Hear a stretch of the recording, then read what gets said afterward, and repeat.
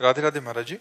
महाराज जी, जब हम दुखी होते हैं या हमारा खराब समय चल रहा होता है, जब हमारा आर्थिक या शारीरिक नुकसान होता है, तब हम अपने विश्वास को कैसे प्रभु पे बनाए रखें और मन को आपने स्थिर रखें? किसी के साथ गलत आचरण किया और हमारे यहाँ का कानून आपको बंदी बना के दंड दे रहा है, तो उसमें भगवान का क्या दोष है? हमने कर्म किया, उसका भोग भोग रहे हैं। ऐसे ही अनेक जन्मों से हमारे कर्म होते चले आ रहे हैं, तो उसमें भगवान का विश्वास अविश्वास थोड़ी। अब वो तो विधान है, वो तो कानून है। तो ऐसे कानून, भगवान भी कानून के अंतर्गत है। जो भगवान ने कानून बना दिया, उस कानून के अंतर्गत भगवान भी है। जैसे राष्ट्रपति हो या प्रधानमंत्री हो, हमारे भारतीय संविधान के विरुद्ध आचरण बन जाए तो उनको भी जेल जाना पड़ेगा, नहीं जाना पड़ेगा? तो ऐसे भी भगवान ने व्याध की तरह छुपकर बाली को मारा, तो कृष्णावतार में अंतिम समय व्याध ने भगवान के चरण में बाण मारा।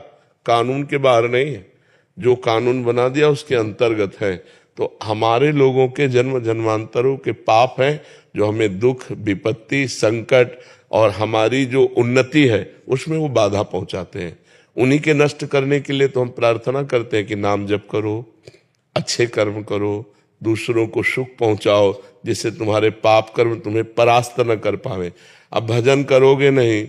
अब जैसे बहुत से लोग हैं, मुर्गा बकरा मांस खाते हैं, शराब पीते हैं, पराई माता बहनों से व्यभिचार करते हैं, और जब उनको संकट आता है तो भगवान को कोसते हैं। तो इससे भगवान क्या करें? आप हमें बताओ।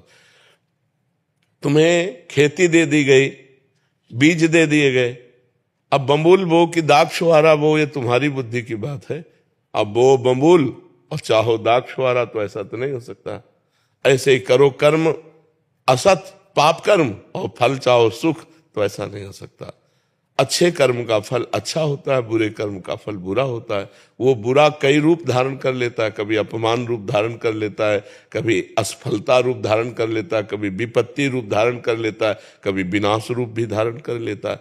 उसी से बचने के लिए हम कहते हैं नाम जप करो, भगवान की आराधना करो। तो जैसे मुकदमे में हम हार गए और हमको फांसी की सजा मिली, अब कोई उपाय नहीं कि आपको फांसी से बचाया जा सके, तो एक उपाय है, राष्ट्रपति से क्षमा याचना। तो ऐसे हमारे भगवान हैं,